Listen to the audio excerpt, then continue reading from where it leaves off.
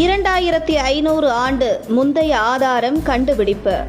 திருப்பரங்குன்றம் முருகனுக்கே சொந்தம். தர்கா எப்படி வந்தது?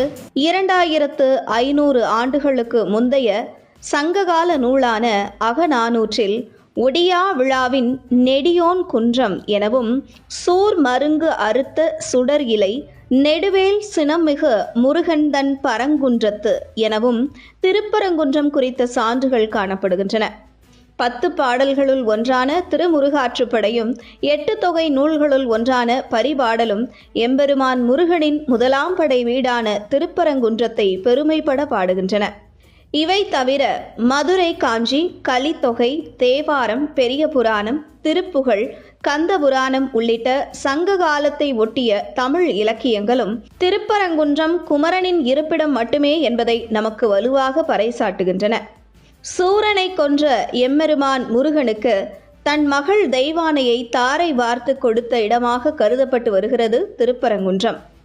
மேலும் திருப்பரங்குன்றம் மலையில் உள்ள குடைவரை கோவில், பாரம்பரிய வரலாற்று சின்னம், சமண கல்வெட்டுகள், பாண்டியர் கால செம்மொழி கல்வெட்டுகள் போன்றவை திருப்பரங்குன்றம் மலை யாருக்கு சொந்தம் என்பதை காட்சிகளாக நிரூபித்துக் கொண்டிருக்கிறது.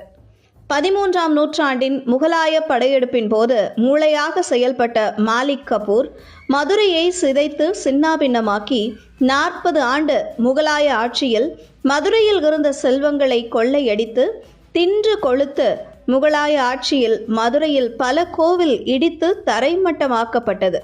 பெண்கள் வேற்றையாடப்பட்டனர். இதில் 1335 முதல் 1378 வரை மதுரையை நேரடியாக சுல்தான்கள் ஆட்சி புரிந்தனர்.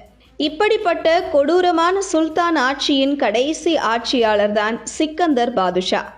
இப்படி சிக்கந்தர் பாதுஷாவின் பிடியில் சிக்கி சிதைந்து கொண்டிருக்கையில் சிக்கந்தர் பாதுஷாவை ஓட ஓட விரட்டி மண்ணை கவ வைத்து மதுரையை மீட்டவர் விஜயநகரத்து இளவரசரும் படைத்தளபதியுமான குமார கம்பண்ண உடையார். இப்படி பின்னங்கால் பிடரிதடிக்க ஓடிய சிக்கந்தர் பாதுஷா இலைப்பார ஒளிந்து கொண்ட இடம்தான் திருப்பரங்குன்றம் என்றும், மேலும் சிக்கந்தர் பாதுஷா இறுதி இருப்பிடம் மதுரை கோரிப்பாளையம் என்றும் ஆவணங்கள் தெரிவிக்கின்றன.